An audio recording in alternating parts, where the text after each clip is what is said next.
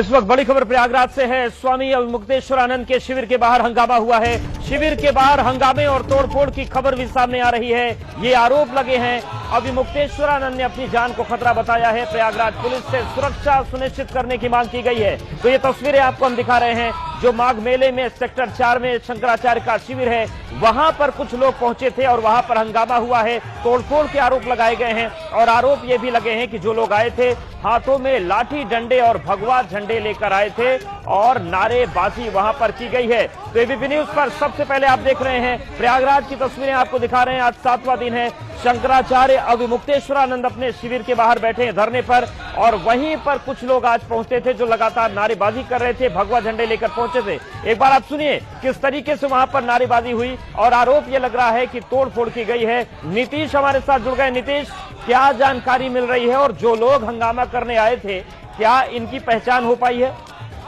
देखिए, अभी ये सारा मामला, इस मामले को लेकर स्थानीय थाने में कंप्लेन कर दी गई है और पुलिस इस मामले की अब जांच कर रही है। लेकिन जिस वक्त ये पूरी की पूरी घटना हुई, ये पूरा मामला सामने आया, उस समय का अगर दौर मैं आपको बता दूं तो शंकराचार्य आमतौर से अगर बात करें तो 7 से 8 के बीच में वो मौन व्रत में चले जाते हैं और वही वो समय था जब वहाँ अचानक कुछ लोग पहुंचते हैं और नारेबाजी करने लगते हैं। वहां पर अराजकता का माहौल हो जाता है और उसके बाद जो उनके समर्थक है वो भी आगे आते हैं, उनको वहां से हटाया जाता है और फिर तत्काल प्रभाव से समर्थकों में आक्रोश देखने को मिलता है और फिर जो ये समर्थक होते हैं वो स्थानीय थाने में जाकर इसकी कंप्लेन करते हैं। हालांकि अभी ये कौन थे, ये लोग कौन हंगामा करने वाले थे, किसके हाथ में झंडे थे, कौन नारे लगा रहा था, सब कुछ सुनियोजित हो रहा है क्या? आज सुबह ही शंकराचार्य के समर्थकों ने सीसीटीवी लगवाया था।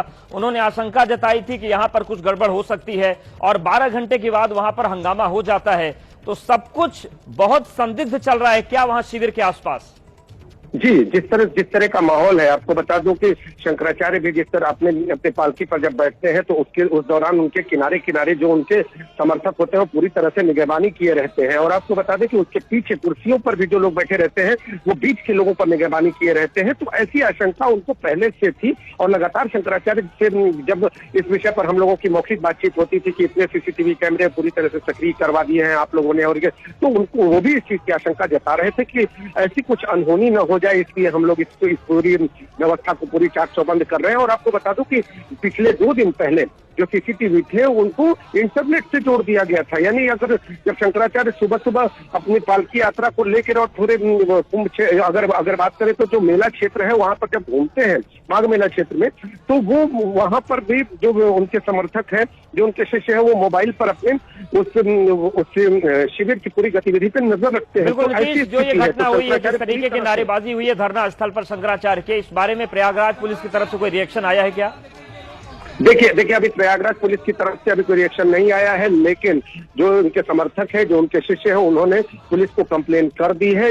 ये बात स्पष्ट है। हमारी बात हुई है उनके समर्थकों से और वो कह रहे हैं कि हमने इसे लेकर थाने में अपील कर दी है, थाने में हमने शिकायत कर दी है और पुलिस अब इसकी जांच कर रही है कि आखिर ये कौन लोग थे, कौन उपद्रवी थे, आखिर कौन है जो शंकराचार्य के शिविर के बाहर पहुंचकर इस तरह से नारेबाजी कर रहा है और कौन है कि जो ये पूरे मेला क्षेत्र के माहौल को खराब करने। बिल्कुल, ये तमाम सवाल है। बहुत शुक्रिया नीतीश, आप नजरें बनाए रखिएगा, आपसे अपडेट्स लेते रहेंगे। और अब देखिए हमारी सहयोगी चित्रा त्रिपाठी के साथ चर्चा विद चित्रा।